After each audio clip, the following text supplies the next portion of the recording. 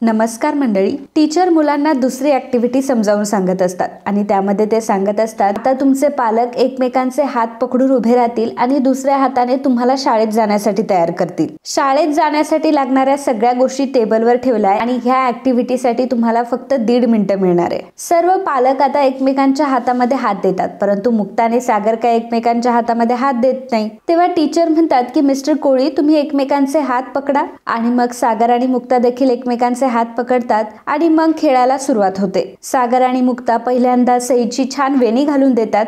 दोघांच्या एकेका हाताने सईची वेणी घालत असतात. त्यानंतर मुक्ता सागरच्या हातावर थोडीशी पावडर टाकते. दोघंही एकमेकांच्या हाताने ते रब करतात आणि सईच्या तोंडाला लावतात. त्यानंतर दोघंही मिळून सईला आयडी कार्ड घालतात आणि मग त्यानंतर दोघंही तिला सॉक्स घालतात आणि शूज देखील घालतात. आणि सागरने अगदी वेळेमध्ये टास्क कंप्लीट केलेला असतो आणि गेमचे विनर देखील मुक्ता आणि सागरच ठरलेले असतात. त्यांनी सईला खूप छान रेडी केलेलं असतं आणि तेही वेळेच्या आधी. तर इकडे इंद्रा घरामध्ये असते. दारावरची बेल वाजते. इंद्रा दरवाजा उघडायला जाते तर सावनी आलेली असते आणि सावनी डायरेक्टली घरामध्ये घुसते. तर इंद्रा तिला म्हणत असते की चटक साधने, तू घरामध्ये काय घुसतेस? बागेत आल्यासारखी काय माझ्या घरामध्ये फिरतीयस? सावनी इंद्राला म्हणते की माय डिअर एक्स सासूबाई, मी माझ्या मुलीला भेटायला आली आहे आणि सई आमची मुलगी आहे. तुला माहिती आहे ना, कोर्टाने कस्टडी आम्हाला दिली. आता सावनी म्हणते की किती अडाणी आहात तुम्ही, आणि सई माझी मुलगी आहे आणि कोर्टाने मला काही तिला भेटण्यासाठी बंदी घातलेली नाहीये. त्यामुळे सई जरी कुठेही लपलेली असेल ना, तरीही मी तिला शोधूनच काढेल. इंद्रा म्हणते की मग शोध. इकडे मुक्ता ही दुसऱ्या पालकांसोबत बोलत असते. त्याच वेळी सागर तिथे येतो. सागर मुक्ताला जरा बाजूला बोलवतो आणि सागर मुक्ताला म्हणतो की काय दुसऱ्या ऍक्टिव्हिटीचा प्लॅन वगैरे करताय का? त्यावर मुक्ता म्हणते की नाही. सागर मुक्ताला म्हणत असतो की बरं, मी सईला भरवलंय आता. मुक्ता म्हणते की काय, कधी? तर सागर म्हणतो की असं का विचारताय, मी माझ्या मुलीला भरवू शकतो. मुक्ता म्हणते की हो, इसवी सनच्या काळामध्ये ना. सागर तिला म्हणत असतो की तुम्ही कधीच सुधारणार नाही. मुक्ता म्हणते की हो. इकडे सावनी इंद्राला विचारत असते की सई घरामध्ये नाहीये, सई कुठे? इंद्रा म्हणत असते की माझ्या घरात येऊन मला काय दादागिरी करतीयस? मला पहिल्यांदा सांग की तुझी हिंमतच कशी काय झाली इथे यायची? आता तू इथून जातीयस की पोलिसांना सांगू? सावनी म्हणते की तुम्हाला पोलिसांना बोलवायचंय का? बोलवा पोलिसांना. मीही बघते की मला इथे येण्यापासून कोण थांबवतोय ते. इंद्रा म्हणते की सई शाळेमध्ये गेलीये, तिच्या शाळेत कार्यक्रम आहे. सावनी म्हणते की एकटीच गेलीये ती? तर इंद्रा म्हणते की एकटीच कशाला जाईल, ती काय अनाथ नाहीये. आई वडील म्हणून सागर आणि माझे सून गेलीये तिच्या सोबत. कळलं तुला? आता निघ इथून. तर सावनीला चांगल्याच मिरच्या झोंबलेल्या असतात. सावनी म्हणते की सईची आई मी आहे आणि तिला भेटण्यापासून मला कोणीही रोखू शकत नाही. इंद्राने सावनीला जोरात ढकलून दिलेलं असतं, त्यामुळे सावनी आता तिथून निघून जाते. तर इकडे सागर आणि मुक्ता दोघंही सईला घेऊन येत असतात. सई सागरला म्हणते की पप्पा, तुम्हाला माहितीये नेत्रा काय म्हणाली? तर सागर म्हणतो की हो, नेत्रा म्हणाली असेल ना की तुझा पप्पा खूप बेस्ट आहे म्हणून. तर सई म्हणते की नाही, नेत्रा म्हणाली की तुझी मम्मा किती ब्युटिफुल आहे.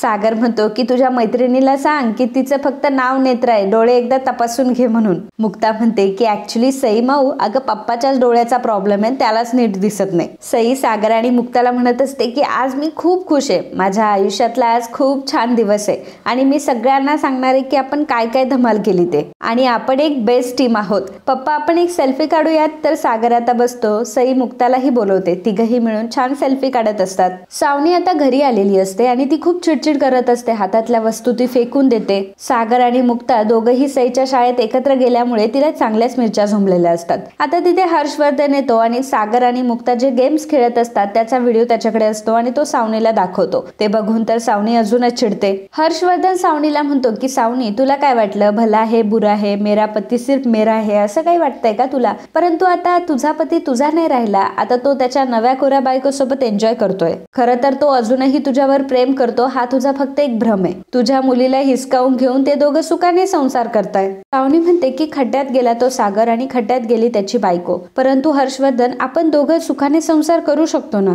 हर्ष सावनीला म्हणतो की हो, करूयात ना आपण लग्न. परंतु मी तुला काय म्हटलं होतं की जोपर्यंत सईची कस्टडी भेटत नाही तोपर्यंत मी काय तुझ्याशी लग्न करणार नाही. पण सई तर आता सागरकडे, तू एक काम कर, सईला परत आपल्याकडे घेऊन ये. सावनी म्हणते की परत आपण तेच करतोय, मी सागर पासून लांब जाण्याचा प्रयत्न करतेय. तर हर्षवर्धन म्हणतो की परंतु तुझा इगो काय तुला त्याच्यापासून लांब करत नाहीये. अख्ख्या जगाला माहितीये की तू सुंदर आहे, म्हणून तर सागर तुझ्या पाठीमागे वेडा होता. आता पण तू सुंदर आहे, परंतु सागरचं प्रेम बाटलंय. सावनी हर्षला म्हणत असते की परंतु परंतु मला तो नकोय, मला तू हवाय, आपला आधी हवाय बस.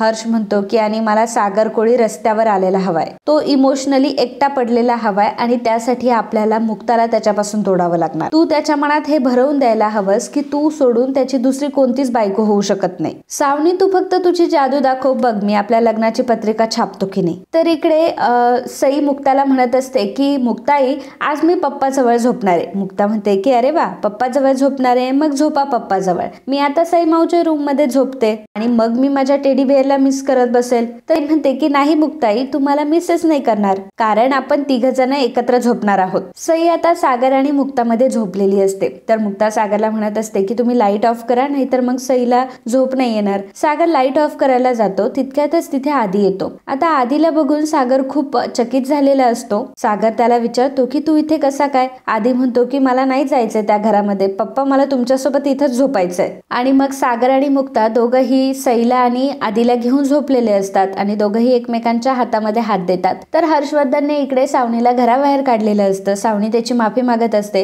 हर्षवर्धन म्हणत असतो की आता मी नाही करणार तुझ्यासोबत लग्न. पहिल्यांदा सई सागरकडे गेली आणि आता आदित्य, आणि दोघंही आता सागरकडे खुश आहे. तू मला तुझं तोंड सुद्धा दाखवू नको, सागरचा संसार मोड आणि मगच मला तोंड दाखव. हर्षवर्धनने आता जोरात दरवाजा बंद करून घेतलेला असतो आणि सावनीला पडलेलं हे एक स्वप्न असतं. सावनी मनात म्हणत असते की नाही, हे स्वप्न कधीही खरं होता कामा नये, मी माझ्या आधीला कुठेही जाऊ देणार नाही. सावनी जेव्हा बाजूला बघते तेव्हा हर्ष तिथे नसतो. ती हर्षला कॉल करते. तर हर्ष म्हणतो की इथेच आहे मी. हर्ष आता रूम मध्ये आलेला असतो. सावनी विचारत असते की अरे हर्ष, कुठे गेला होतास तू. हर्ष म्हणतो की अगं मी इथेच होतो, आणि तुला एवढं घाम यायला काय झालंय. हर्ष सावनीचे डोळे झाकतो आणि सावनीला म्हणतो की तुझ्यासाठी एक सरप्राईज आहे. आणि सावनीला आता तो बाहेर घेऊन येतो. सावनीचे डोळे उघडतो तर पुढे आदी उभा असतो. आदीला बघून सावनी खूप खुश होते.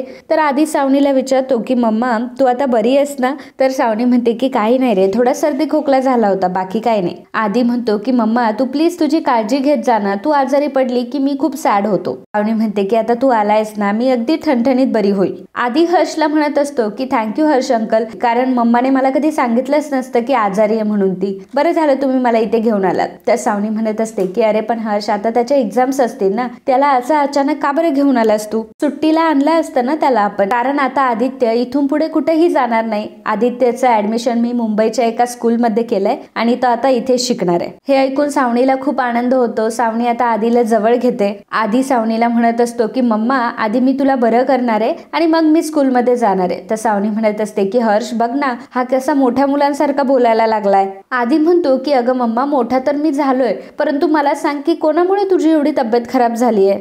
आणि मित्रांनो, आजचा हा भाग इथेच संपतो. तर हर्षवर्धन सांगत असतो की त्या सागर कोळीमुळे तुझ्या मम्माची तब्येत एवढी खराब झाली आहे. तेव्हा आदी चिडतो आणि म्हणतो की आता माझा राग मी माझ्या पद्धतीने त्यांना दाखवणार आहे. तर इकडे सागरला पुरुषोत्तम भेटलेला असतो आणि पुरुषोत्तमच्या लग्नाचा वाढदिवस असतो, त्यामुळे सागर त्यांना कॉंग्रॅच्युलेट करत असतो आणि त्यांना विचारतो की काय गिफ्ट आणलंय. तेव्हा पुरू म्हणतो की सोनचाफा. सागर पुरूला भरवत असतो आणि म्हणत असतो की प्रत्येक वेळी बायकांची अशीच अपेक्षा असते की नवऱ्याने त्यांना पहिल्यांदा विश करावं. तेव्हा पुरुषोत्तम म्हणतो की आता यावेळी तर मी वाटच बघतो की माधवी मला कधी विश करते ते. मुक्ता सागरला येऊन म्हणत असते की अहो, थोडा तरी सेन्स आहे का तुमच्यामध्ये, आणि माझ्या आई वडिलांच्या अॅनिव्हर्सरीच्या दिवशी तुम्ही त्यांच्यामध्ये भांडणं लावलीत. तेव्हा सागर एका मीटिंग मध्ये असतो आणि तो मुक्ताला थांबवतो. तर मित्रांनो, असेच मराठी मालिकांचे डेली अपडेट बघण्यासाठी आत्ताच आपल्या चॅनलला सबस्क्राईब करा आणि हा व्हिडिओ तुम्हाला आवडला असेल तर व्हिडिओला लाईक आणि कमेंट करायला अजिबात विसरू नका. धन्यवाद.